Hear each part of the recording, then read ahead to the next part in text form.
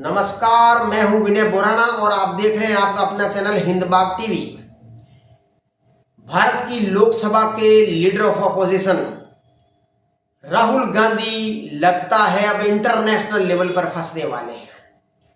भारत में उनके खिलाफ एफआईआर दर्ज होती रहती है उनके बिगड़े बोल के कारण।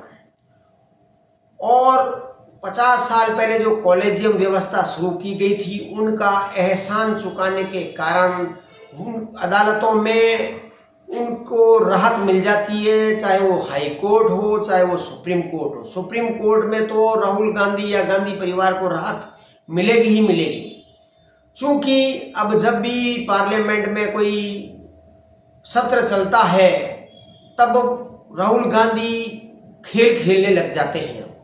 वो खेल ऐसे खेलते हैं जैसे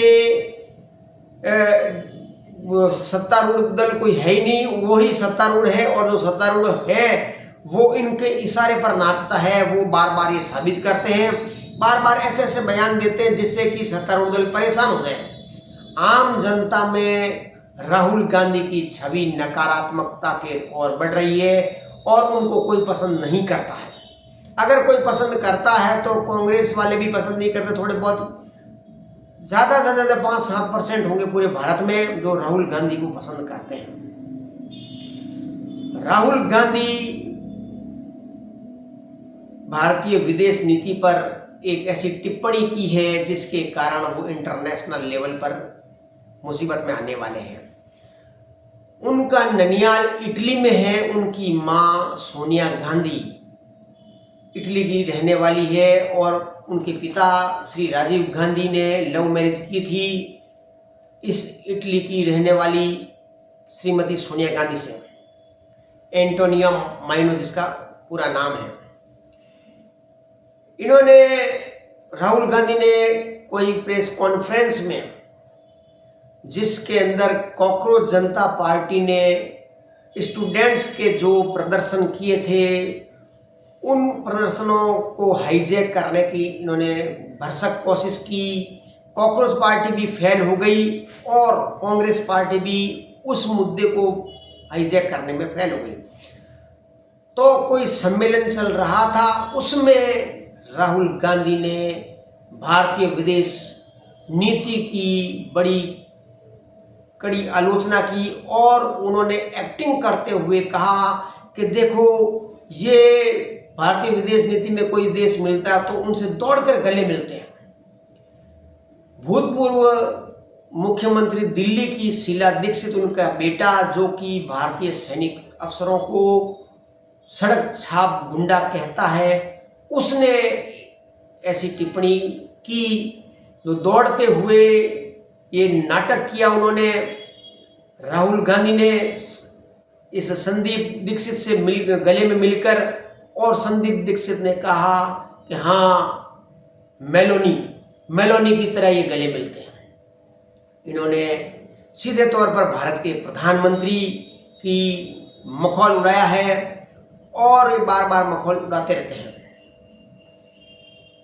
तो इनका जो ननियाल है इटली, तो इटली की प्रधानमंत्री है मेलोनी, वो चिढ़ गई है। उन्होंने बाकायदा भारत के राजदूत को विदेश मंत्रालय में बुलाकर अपना गुस्सा जाहिर किया और लिखित तौर पर शिकायत दी। उसके बाद भारत सरकार ने कहा हमारा और इटली का संबंध बहुत मजबूत है, एक विपक्षी कुछ भी टिप्पणी करे उसके कारण हमारे संबंध गिरेंगे नहीं।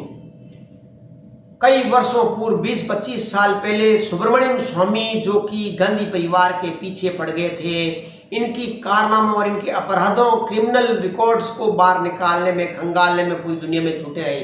उन्होंने ही है जो राहुल गांधी की दोहरी नागरिकता की जांच पड़ताल करके पता लगाया था कि राहुल गांधी दो नागरिकता लिए हुए हैं और भारतीय अदालतों में केस चल रहे हैं।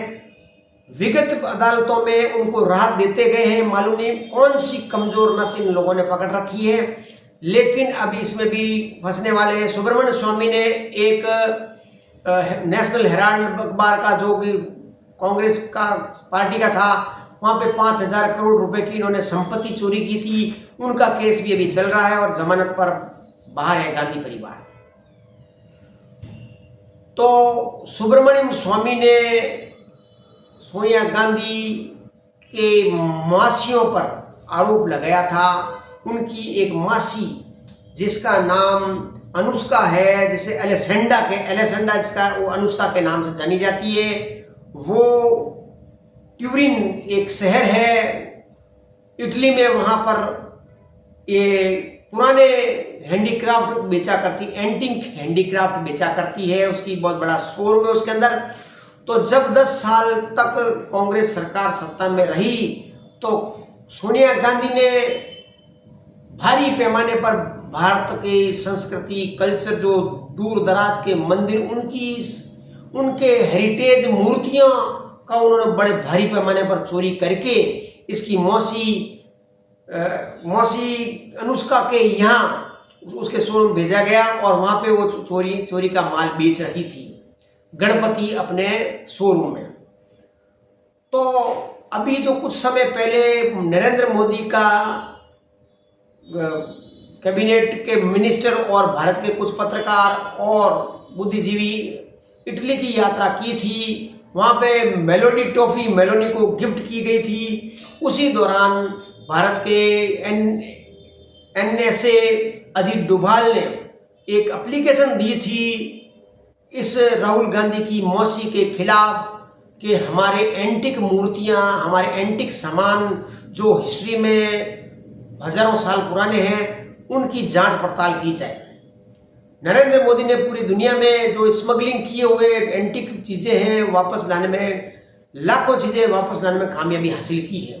और ये जो शिकायत उसकी मौसी के खिलाफ गई है, मेलोनी है जो संजीदा हो गई है, वो एकदम सीरियस हो गई है और इस मैटर को देखने में कोशिश करने लगी है।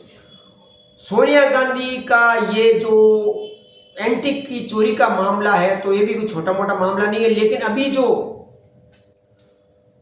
केरल के अंदर जो मंदिर के अंदर चोरी हुई थी, सबरीमाला मंदिर के अंदर 4.5 किलो सोने का, उसमें भी सोनिया गांधी का नाम आया था। तो सोनिया गांधी वहां क्या कर रही थी?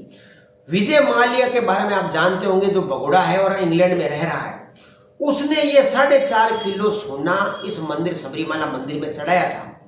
और सोनिया गांधी ने अब कुछ लोगों के द्वारा इस 4.5 किलो सोना की चोरी करवाई थी, जिसके अंदर एक पी विजयन और एक गोवर्धन है जो कि एक मंदिर की देखभाल करते हैं। वो सोनिया गांधी के घर दिल्ली के अंदर उनसे मिलते, उनके साथ फोटोग्राफ खिंचाते हैं। खैर, अभी ईडी का मामला बन गया है, ईडी इसकी जांच करेगी, सोनिया गांधी की चोरियां पकड़ी जाएगी।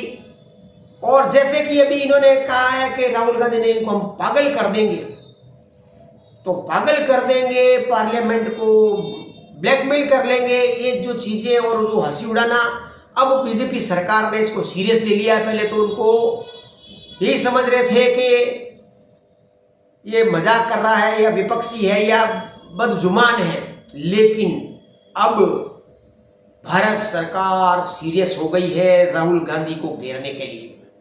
राहुल गांधी ने जो जो काम किए हैं उनका कच्चा चिट्ठा तैयार किया जा रहा है।